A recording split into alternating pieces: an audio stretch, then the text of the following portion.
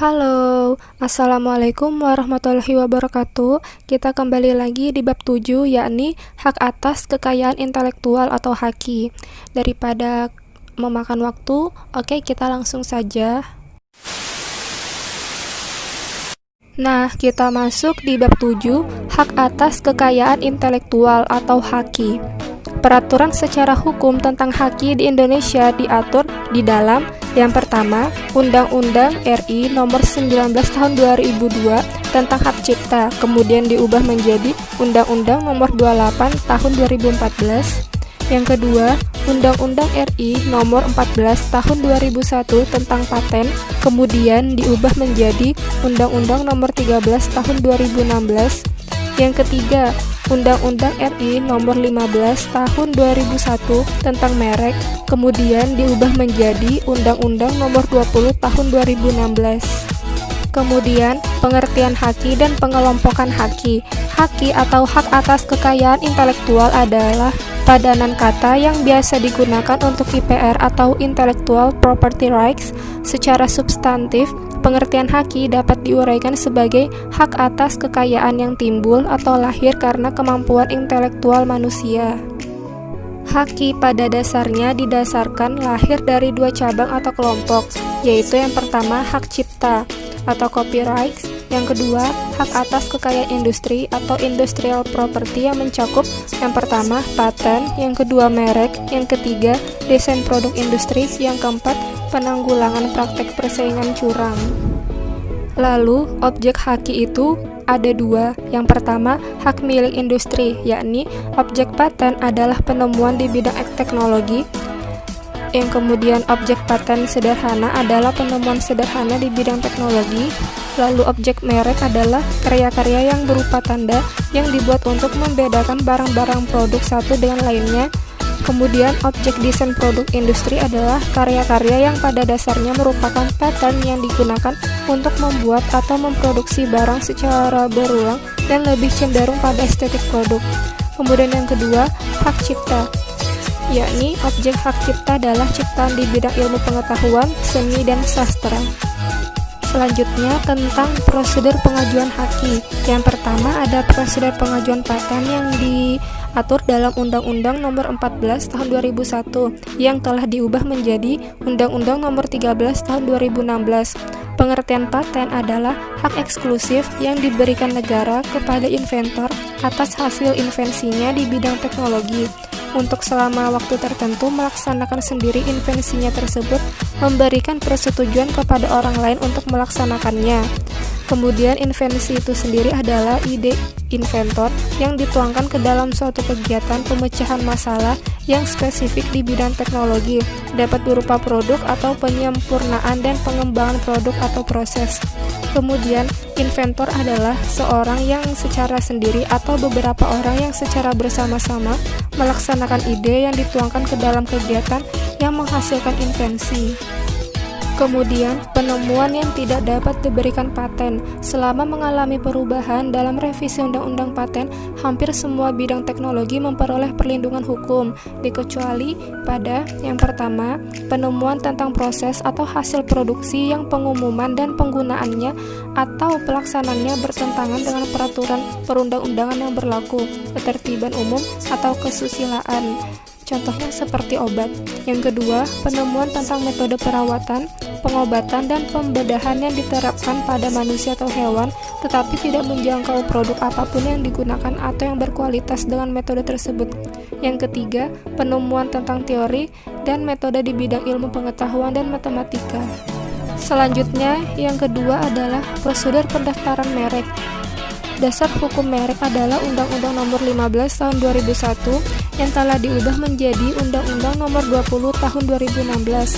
Pengertian merek adalah Pasal 1 didefinisikan sebagai suatu tanda yang berupa gambar, nama, kata, huruf, atau angka-angka, susunan warna, atau kombinasi dari unsur-unsur tersebut yang memiliki daya pembeda dan digunakan dalam kegiatan perdagangan barang atau jasa. Lalu, lingkup merek dalam pasal 2 yang pertama merek dagang adalah merek yang digunakan pada barang yang diperdagangkan oleh seseorang atau beberapa orang secara bersama-sama atau badan hukum untuk membedakan dengan barang-barang jenis lainnya. Yang kedua, merek jasa adalah merek yang digunakan pada jasa yang diperdagangkan oleh seorang atau beberapa orang secara bersama-sama atau badan hukum untuk membedakan dengan jasa sejenis lainnya. Kemudian, hal-hal yang menyebabkan permintaan merek ditolak antara lain yang pertama, bertentangan dengan kesusilaan dan ketertiban umum. Yang kedua, tidak memiliki daya pembeda. Yang ketiga, telah menjadi milik umum. Yang keempat, merupakan keterangan atau berkaitan dengan barang atau jasa yang dimintakan pendaftarannya. Yang kelima, mempunyai persamaan pada pokoknya atau keseluruhannya dengan merek orang lain yang sudah terdaftar terlebih dahulu.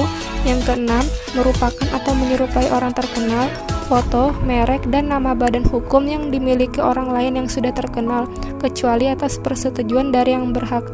Yang ketujuh, merupakan peniruan atau menyerupai nama atau singkatan nama, bendera, lambang atau simbol, atau emblem dari negara atau lembaga nasional maupun internasional, kecuali atas persetujuan tertulis dari pihak yang berwenang. Yang kedelapan, merupakan peniruan atau menyerupai tanda atau cap atau stempel resmi yang akan digunakan oleh negara atau lembaga, kecuali atas persetujuan dari pihak yang berwenang. Dan yang terakhir, merupakan atau menyerupai ciptaan orang lain yang dilindungi hak cipta, kecuali atas persetujuan tertulis dari pemegang hak cipta. Lalu, jangka waktu perlindungan merek. Merek yang telah terdaftar mendapat perlindungan hukum untuk jangka waktu 10 tahun dan berlaku surat sejak tanggal penerimaan pendaftaran merek yang bersangkutan. Atas permintaan pemilik merek, jangka waktu perlindungan merek terdaftar dapat diperpanjang setiap kali untuk jangka waktu yang sama dalam pasal 28 Undang-Undang Nomor 15 Tahun 2001. Dan yang ketiga, yang terakhir, prosedur permintaan hak cipta dalam Undang-Undang Nomor 19 Tahun 2002 tentang hak cipta yang kemudian telah diubah menjadi Undang-Undang Nomor 28 Tahun 2016, didefinisikan sebagai hak cipta adalah hak eksklusif bagi pencipta atau penerima hak untuk mengumumkan atau memperbanyak ciptaannya atau memberi izin itu dengan tidak mengurangi pembatasan-pembatasan menurut peraturan perundang-undangan yang berlaku. Kemudian, pencipta adalah seorang atau beberapa orang secara bersama-sama yang atas inspirasinya melahirkan suatu ciptaan berdasarkan kemampuan berpikir, imajinasi, kecekatan, keterampilan, atau keahlian yang dituangkan ke dalam bentuk yang khas dan bersifat pribadi. Kemudian yang ketiga, ciptaan adalah hasil setiap karya pencipta yang menunjukkan keasliannya dalam lapangan ilmu pengetahuan, seni, atau sastra. Selanjutnya, hal-hal yang menyebabkan permintaan hak cipta ditolak. Yang pertama, ciptaan yang di luar bidang ilmu pengetahuan. Yang kedua, ciptaan yang tidak orisinal. Yang ketiga, ciptaan yang tidak diwujudkan dalam bentuk yang nyata. Yang keempat, ciptaan yang sudah merupakan milik umum. Kemudian, jangka waktu perlindungan hak cipta. Waktu perlindungan tersebut dapat dikategorikan sebagai berikut. Yang pertama, pasal 29 ayat 1, yakni buku, pamflet, dan semua hasil karya tulis lainnya, lalu drama atau drama musikal, tari, koreografi, segala bentuk seni rupa seperti seni lukis, seni pahat dan seni patung, lagu atau musik dengan atau tanpa teks, arsitektur, ceramah, kuliah, pidato, dan ciptaan sejenis lain, alat peraga, peta, terjemahan, tafsir, saduran, dan bunga rampai. Untuk semua hak cipta tersebut di atas, perlindungan hukumnya berlaku selama hidup pencipta dan terus berlangsung hingga 50 tahun setelah pencipta meninggal. Yang kedua, untuk ciptaan yang dihasilkan oleh lebih dari satu orang pencipta, maka perlindungannya berlaku selama hidup dari pencipta yang paling akhir meninggal untuk kemudian diperpanjang selama 50 tahun.